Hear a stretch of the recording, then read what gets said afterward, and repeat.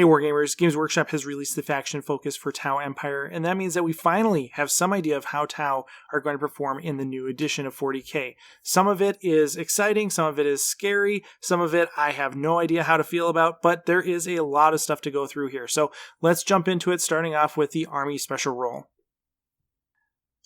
So For the Greater Good is back, baby, and it is totally different than anything we've had with this name before. Essentially how it works is that you pick two units that you want to shoot with.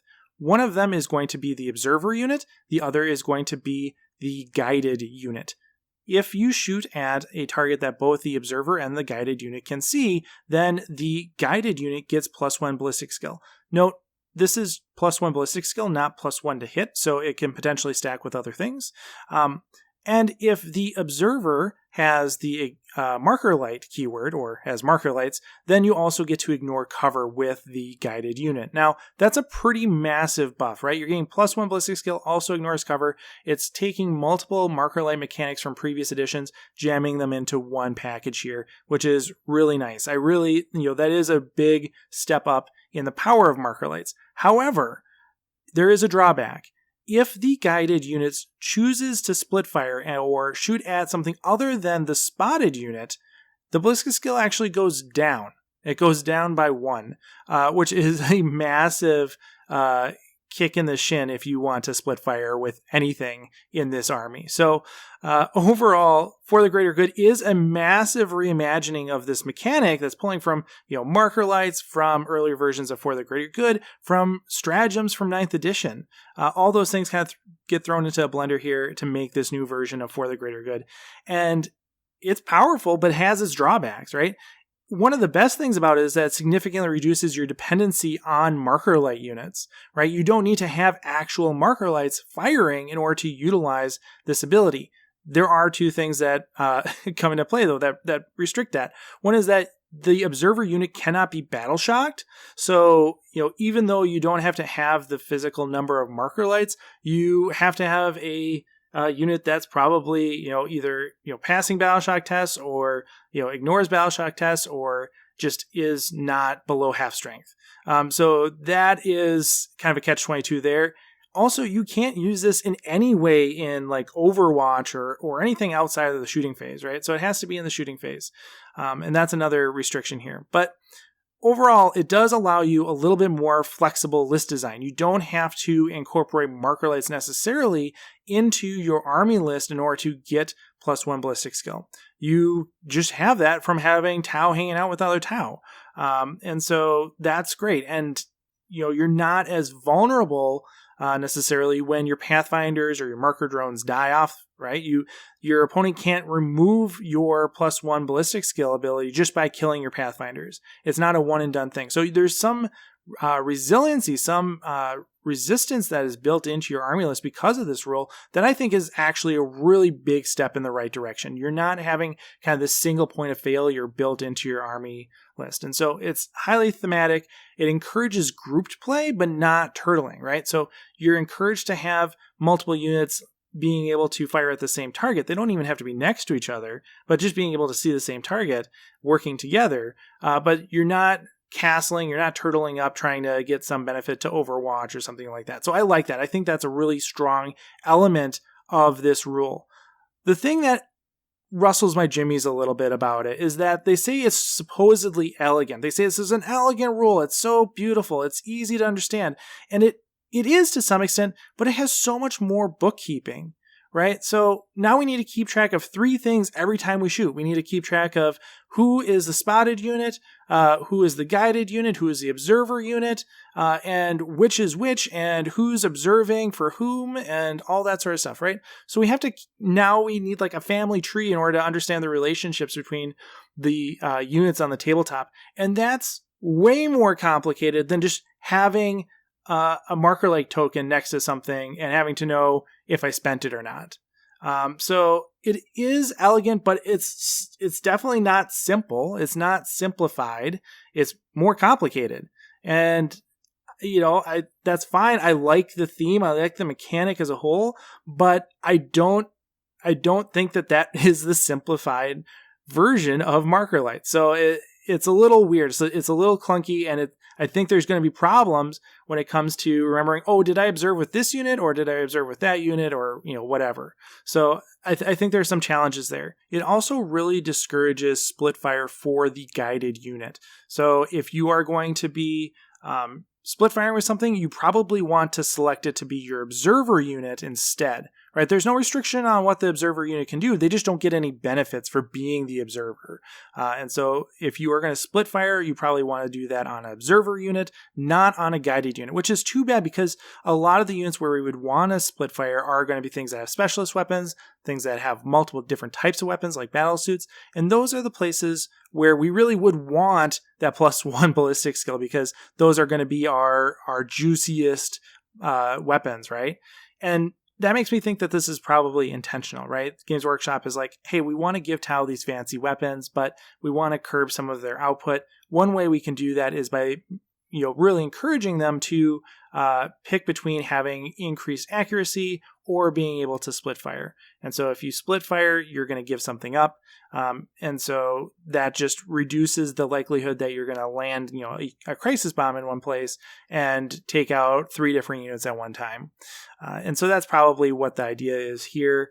But it does make me wonder if there's like some mitigating mechanic, right? Like maybe Farsight, one of his rules as a character is going to be that crisis suits in his unit can ignore this, or maybe there's something Fireblades do or something like that. We have a whole codex of units left to see, and some of them probably will modify this rule in some way. So it'll be really interesting to see. But on its face, yeah, it really does kind of put you on your heels in terms of choosing what is a guided unit, what is an observer unit, and it's complicated. There's a lot of calculus that has to go into it in the moment about who's going to do what. We also got a preview at our first detachment rule. The detachment is called Kauyon, and then the detachment rule is also called Kauyon. So good one there, Games Workshop. I was really expecting something about like a hunter cadre or something, but nope, just Kauyon. That's it. Okay. And this makes sense, right? If we lost tactical philosophy as the army rule, then this was almost surely going to be the detachment rule. And I said that in my predictions videos that, I thought Kauyon and Manka, they could be the army rule, but they could also very easily be detachment rules, and here they are. So that basically means that we're going to get at least a Manka detachment too, right? But as far as this detachment goes, sustained hits is essentially the equivalent of the old Kauyon mechanic. It's still happening on turns 3, 4, and 5, but there's no other restrictions, right? It's not based on range or proximity, anything like that. It just happens. And if you are doing this with a guided unit, then you actually get sustained hits too, which is kind of wild, right? Like you're getting 3 hits for 1 on a crit, which is really good, especially, if you've played with Kauyon in 9th edition, how much just having 1 additional hit can be, how much that can really snowball going forward.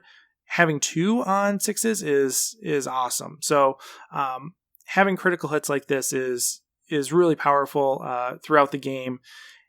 It does require another unit to be an observer, though, right? That is the big drawback. That's the big change from Kauyon in 9th edition, is that if you want to get the most out of this, you have to have an observer unit. And so they're not going to get this, right? That means that, for every unit that you are getting sustained hits 2 on, there's probably going to be 1 unit that is only getting sustained hits 1 because they're going to be the observer. So that is kind of a trade-off there. And then also as the battle goes on, of course, you're going to have fewer units. So as your army gets smaller, it's going to be harder and harder to actually have a guided unit because you're going to have fewer units that could potentially observe for it as well. So it's attractive. It can be very powerful depending on what you have, but it's not as simple as just getting, exploding 6s all the time. There's going to be some thought that has to go into this one as well. So I guess this is, maybe this is a little bit more on the simplified but not simple side. Then we only got 1 unit previewed. I thought for sure we were going to get 2. One of them I said probably could be Pathfinders, and here they are. So we get a look at Pathfinders. Movement 7, Toughness 3, Save 4 up, 1 wound, Leadership 7 up, OC 1. That's pretty much what we expected. That's that's fine. And then we get a whole bunch of information on their weapons and their abilities. So let's take a look at those in turn. There's a few notable things here in the weapon profiles. Notably, it's a drone burst cannon instead of just a burst cannon, because that's part of the recon drone. So again, illustrating that the weapons that have historically been the same are now going to be tailored for their bearer, right? So the drone burst cannon has ballistic skill 5 up. We knew that. That's normal. Ion rifle, rail rifle, those both have ballistic skill 5 up, but that's because they're heavy, right? Don't panic. They're heavy weapons, and so they are 5 up natively, but then they go up to a 4 up if you stay still. So just like before, just thinking about it in a different way. We also see that carbines are ranged 20 inches instead of 24. They also lost assault, and I think this is probably a way of dealing with how marker lights are working now, that, Pathfinders, you didn't really want to advance with them before because they had to do marker light stuff, and this is a way of Games Workshop saying, okay, well, they don't have to do that anymore, but we still don't want them advancing, so let's just take assault off of carbines or something. I guess that would make sense. And then we also see that ion rifles and rail rifles work pretty much as we would expect. So ion rifles have a hazardous keyword when they overcharge. Rail weapons have devastating wounds, just like we thought that they would. But here, the rail rifle is actually strength 10, which is nice. So that gets bumped up. That works out pretty well, as opposed to having a lower strength, of course. Then there's the grenade launcher here, and it's pretty underwhelming. That's from the Kill Team box, by the way. It doesn't come standard in the Pathfinder kit, unless they integrated those two kits, and I don't know about it. There's an EMP version of it that has anti-vehicle 4-up, devastating wounds. Those are nice. Those are really good keywords, but it's only 1 damage. So it's like, I'm not really sure what's going on there. That doesn't seem quite worth it. The fusion version of this seems better. Strength 6, -1 AP, 3 damage. That's nice. But it doesn't have any fusion mechanic, doesn't have a melting mechanic. It's only strength 6. It's kind of weird. Has me a little concerned about what's going on with fusion in general.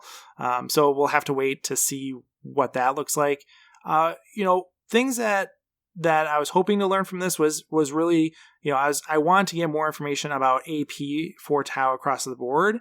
And here they kind of gave us the weapon choices that would tell us the least about that, right? We don't really have any good grasp about the general level of AP across the army. We don't know what pulse rifles look like. We don't know what plasma rifles look like or anything like that. So I think that might be an intentional selection.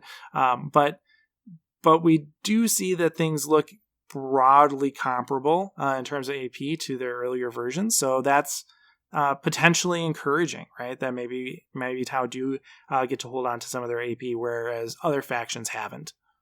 Switching over to the other half of the data card, we see the Pathfinder abilities, and they got some really nice things going on here. So the biggest thing is this target uploaded ability. Basically allows them to serve as an observer for 2 different units and can spot 2 different units as well. So they can provide marker light support to 2 different units is basically it, which is really nice. It means that it reduces the number of observer units that you have to have in your army and increases the number of guided units proportionally. So you don't have to give as much up with Pathfinders to get the benefit of marker lights, which makes sense. Their marker lights are kind of their thing, so that works. I think that works out really well. And it makes your 3-up ballistic skill more accessible across the board, right? If you have Pathfinders, you're going to be able to basically do a 2-for-1 instead of having to have a 1-for-1 ratio of guided and observed units, which is really powerful. That scales very well. It also means that Pathfinders will almost always be observers, right? You will almost always want to use them as observers because of this ability, which is fine because that's what they're supposed to do. It also means that there's not as big of an opportunity cost for specialist weapons, right? So things like the ion rifle, the rail rifle, where you really would want them not to be shooting at the same thing as the rest of the unit, it's not going to matter because they're not going to be a guided unit, and so they're not going to take a -1 ballistic skill for splitting fire. They can split fire all they want because they're observer unit. They are basically not affected by For the Greater Good at all, which works out.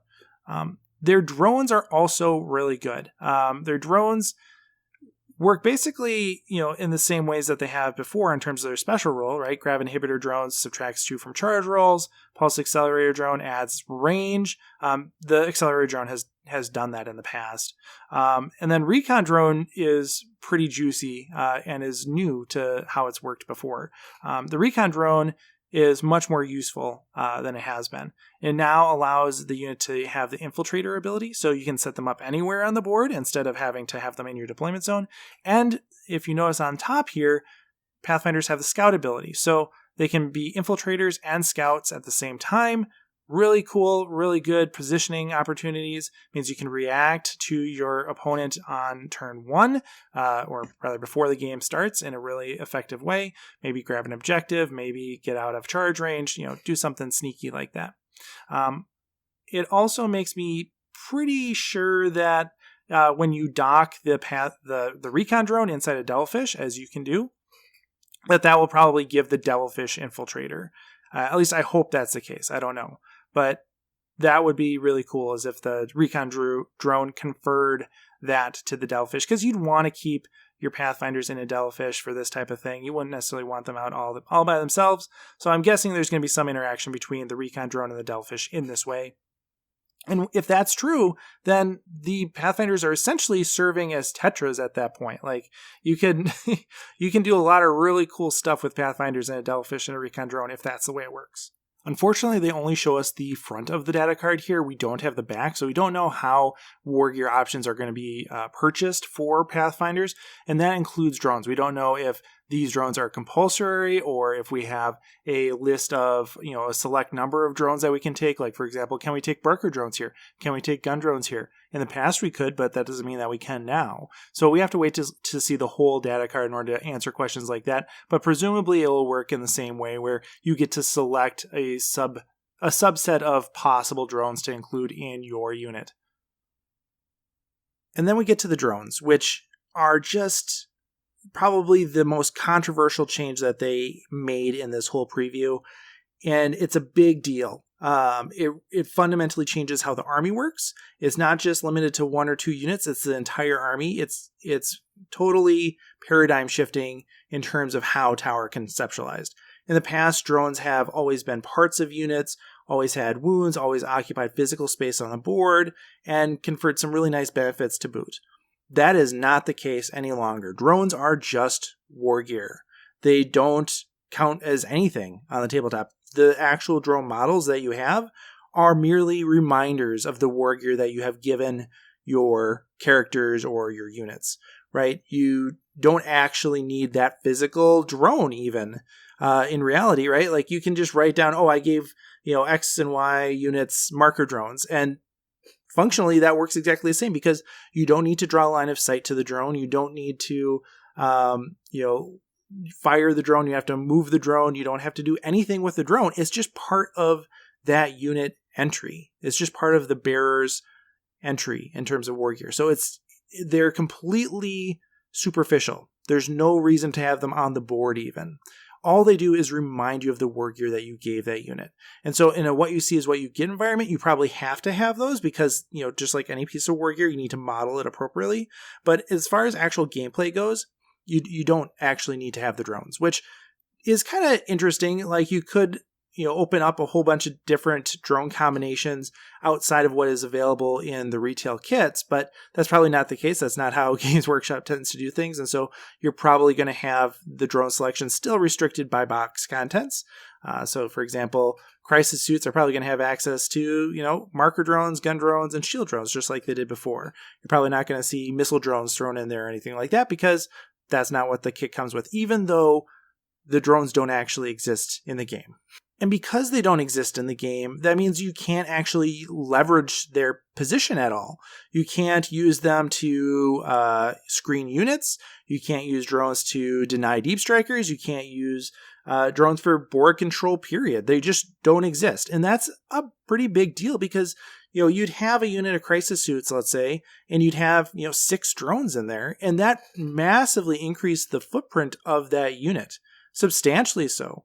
And that level of board control is non-negligible. And so having those drones no longer count as actual models is a big deal when we think about controlling objectives, when we think about being within range for certain buffs and things like that.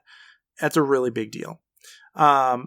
Additionally, because they're no longer actual units, actual models, they probably just disappear when the bearer is removed. So if you have a crisis suit with a couple of gun drones on it inside a unit of crisis suits, when that owner disappears, so do those drones, which is a little clunky because you have to keep in mind which drones belong to which suit, but that's not really any different than having to keep track of which suit has fusion blasters and which one has plasma rifles or whatever. But still, it's a little clunky.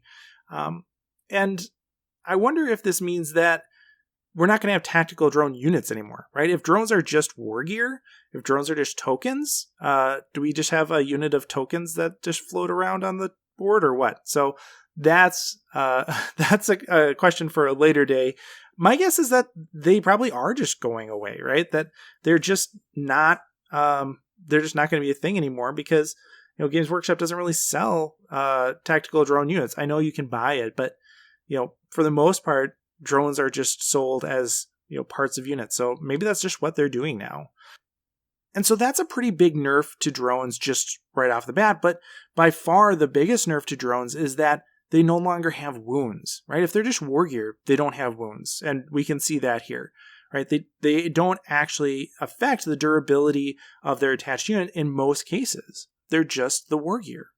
And that is wild, right? One of the core identities of drones has always been to improve the survivability of the unit that they're attached to, whether we're talking about 5th edition or 7th edition or 9th edition.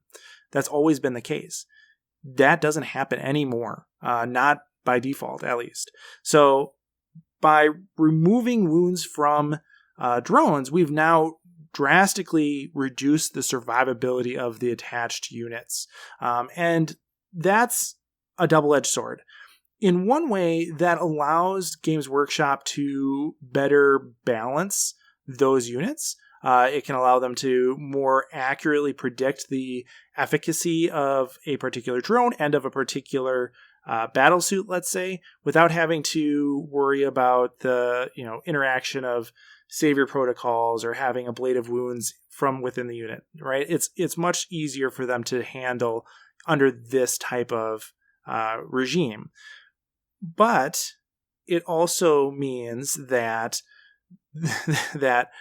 those units just have to be more durable on their own, or something has to compensate for that, right? So there has to be some sort of balance here in terms of, yes, we're taking away durability by not allowing drones to be a blade of wounds, but we're giving it back in some other way. Maybe they are going to just make battlesuits have a lot more wounds inherently, or maybe they will, just improve their armor save or something like that.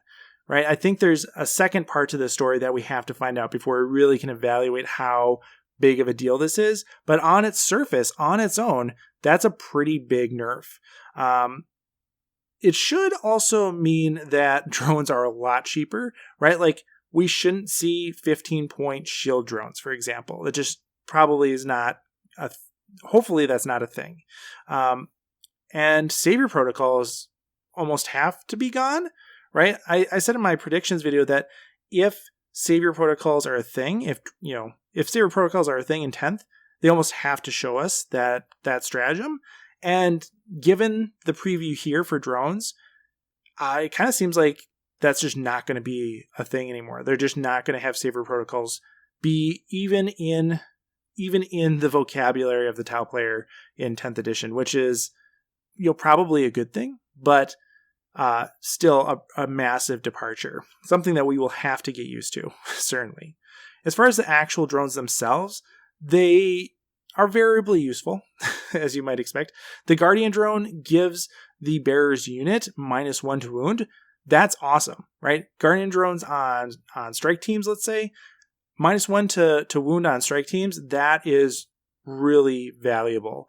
That is by far, points allowing going to be an auto include on those fire warrior units. Gun drones, gun drones have a twin-linked assault pulse carbine. So it's assault, unlike the Pathfinder version, and it's twin-linked, meaning that you can reroll to wound. That is not bad, right? That's not bad. That's a decent baseline drone to take. So I would just assume that gun drones are probably going to be your default unless you have a reason to take something else. Marker drones are basically an auto-include on Pathfinders. It allows you to advance and still serve as an observer. So Pathfinders can advance, be an observer for 2 different units if they can take marker drones. Again, we haven't seen the back of their cards, so we don't know if they can take marker drones. You would think that they could, but maybe not. Otherwise, stealth suits, we can basically guarantee that stealth suits are able to take marker drones. And I think that would also be a really good choice for them, is to take marker drones there. Because stealth suits probably are going to be a good unit to serve as an observer based on their positioning, durability, and relatively low damage output. Missile drone, we could have a whole lecture on missile drones, but it's a missile, right? I don't know what else you want me to say. If you want more missiles, this is the drone for you. If you don't want more missiles, this is not the drone for you. And then we get to something I'm having a really hard time talking about, and that's the shield drone. The shield drone is a disappointment, I will say. So the shield drone adds 1 to the bearer's wound characteristic. That's it. Doesn't give +1 to wound to the unit, doesn't give +1 to the armor save, doesn't give an invulnerable save to the unit, nothing like that. It's just +1 wound to the bearer, not the bearer's unit. So if you had a shield drone in a unit of fire warriors, the Shazwi is the one that gets an extra wound. But that's it. You're not getting 2 wound fire warriors out of this thing. And so it's really only as good as the bearer's profile. If we have a really durable character, like a commander with a shield generator or something like that, maybe having the shield drone is actually really good, because you're going to get a lot more durability out of that than you are on a weaker profile. So, that would be the kind of condition where I would think about taking a shield drone, is when I actually am getting a lot of durability out of that 1 wound. But in most cases, it's hard to imagine that that's going to be worth it. Unless it's dirt cheap, right? If it's dirt cheap, then maybe that's a thing. But if it's 15, 20 points for a shield drone, it's probably not, right? So I'm really disappointed with shield drones. I think, +1 wound is nice. That's essentially what every drone did before, right? Like, every drone was just a wound. And shield drones now are just a wound. Yeah, they have the better profile of the suit that they're attached to, assuming they're attached to a suit. But that's just, it's so underwhelming, and it doesn't feel good compared to what they used to be. So the shield drone is probably not going to be as popular in 10th as almost any of these other ones, I would think. For our stratagem preview, we got Combat Embarkation, which I'm counting as a win from my predictions video. I said one of the things I thought was possible for the stratagem preview was Combat Debarkation, which this is basically, the opposite of that, but actually the only option, really, because everything has Combat Debarkation now, because you can get out of the vehicle after a move. So that would be redundant for a stratagem. This is as close as you're going to get. And I think that's a win as far as my predictions go.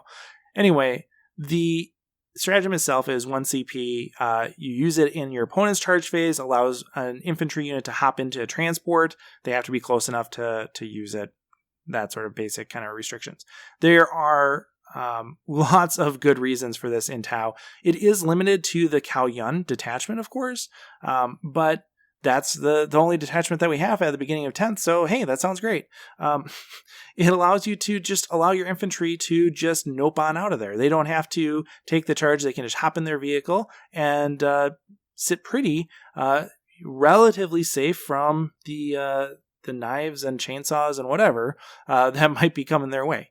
So that is really valuable for our squishy little Tau friends. There are versions of this that have popped up in other factions in 9th edition, and it's been really useful there. I think this is a great stratagem. I think this is super thematic for Tau and is going to work really well. It also reinforces that Devilfish and Fire Warriors just go together, right? The only Tau Empire infantry that I'm assuming that could use this are going to be strike teams, breachers, and pathfinders, unless something changes. And so this is going to be, great for all of those, but especially breachers, especially pathfinders. It really does reinforce that both of those units will want to have a Devilfish alongside them, if for no other reason than using this stratagem, because they'll be in vulnerable positions. This massively increases their survivability. And it makes me think that there's going to be more interaction between Devilfish and Fire Warriors. Maybe this is the extent of it, but one of the things I really liked about 9th was how Devilfish supported infantry, how valuable Devilfish were in 9th edition. And this hints at maybe more of that to come. One of the clear ways that we could see Devilfish supporting infantry is if they can serve as observers for their units. Right? For the greater good just requires 2 units to be able to see the same thing. Devilfish are their own unit. So if Devilfish have for the greater good, which isn't guaranteed, right? They might not have that necessarily. But if they do, then they could act as observers for their associated units, which is awesome, right? That's just an immediate benefit for having Devilfish beyond being a transport, beyond combat embarkation. That's just a really good thing. And you're not giving up that much because Devilfish aren't damage dealers. So having them serve as an observer would be really good. I wonder what other types of functionality are they going to have. I mentioned with Pathfinders, maybe if you put the recon drone in the Devilfish, the recon drone or the Devilfish can infiltrate. Or maybe there's going to be something where, the Devilfish can, count as having a marker light or something like that, right? There's all sorts of kind of subtle interactions like that could really build up Devilfish as, again, a staple of this detachment, and I'm eager to see where it goes. And then to wind up the faction focus, they give us our weapon previews, and they're fine. It's fine. It's not really much to talk about, I don't think. The Railgun is fine. It's range 72 like we thought, attack 1, BS 4 up, strength 20, AP minus 5, D6 plus 6 damage. That's basically what we thought. It's heavy with devastating wounds, again what we thought, but the thing that's missing here, I think, is anti-vehicle or anti-monster. All right, we saw that Harpoon preview for Knights. I thought for sure that was going to be pretty close to what the Railgun was going to be. I don't understand why the Railgun doesn't have that. Like, you would think that the Railgun would be an anti-vehicle, anti-monster weapon. It's a Railgun. So I don't understand that lack of keyword. The Pulse Blast Cannon looks nice. Yeah, good stuff about it. The Focused is 2 attacks. The Dispersed is 6 attacks.